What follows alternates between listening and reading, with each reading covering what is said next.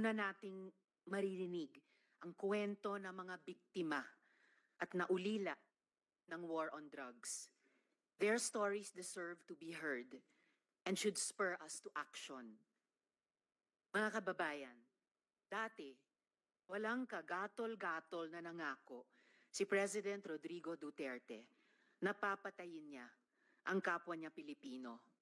Mga ama, ina, anak, magkakapamilya at magkakapitbahay, mga journalist, mga kritiko, alang-alang sa baluktot na pagkakaintindi niya sa kaayusan at kapayapaan. Yan ang isa sa mga pangako niyang sana hindi na lang niya tinupad. Maraming nagsasabi, nagbibiro lang daw si tatay. Pero sa ngayon, hindi tayo nandito para magtalo pa kung anong ibig niyang sabihin